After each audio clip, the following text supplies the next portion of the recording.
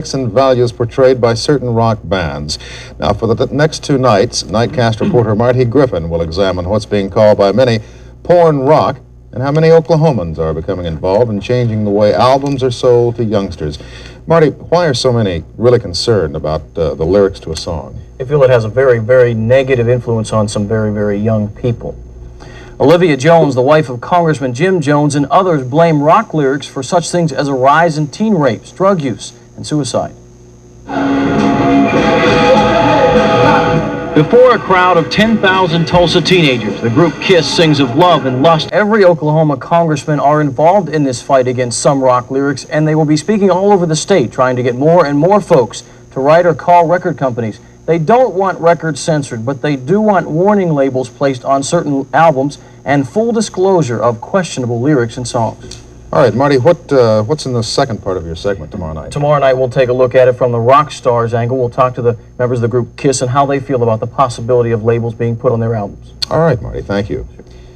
Surprise roadblocks will be formed in Tulsa starting tomorrow. Can some rock music be blamed for an increase in teen rapes, drug use, and suicide? A group of senators' wives, teachers, and housewives called the Parents Music Resource Center say yes.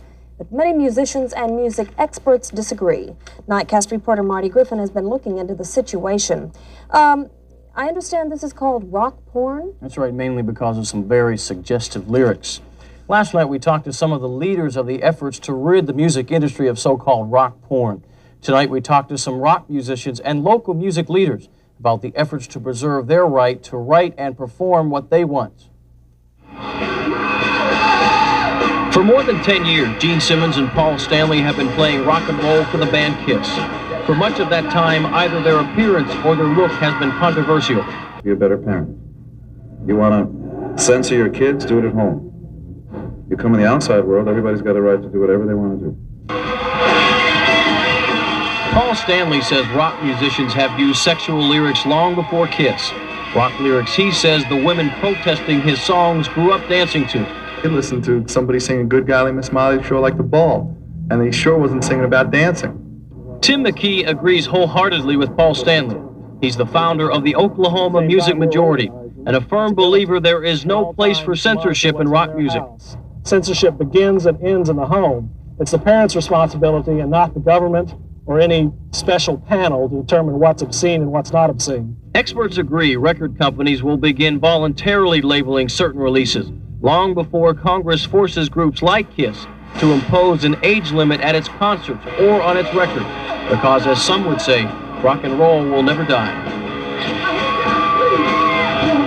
Now, the members of KISS say if their record company wants to label their albums, they will take their business elsewhere. Marty, have any states taken any legislative action against this rock porn? Well, Maryland is trying to pass a law that would require you to be 18 to buy certain albums, X-rated records, for example. And in San Antonio, Texas, you have to be 14 to go to any concert. That's Johnny Mathis or KISS. 14. That's right. All right. Thank you, Marty.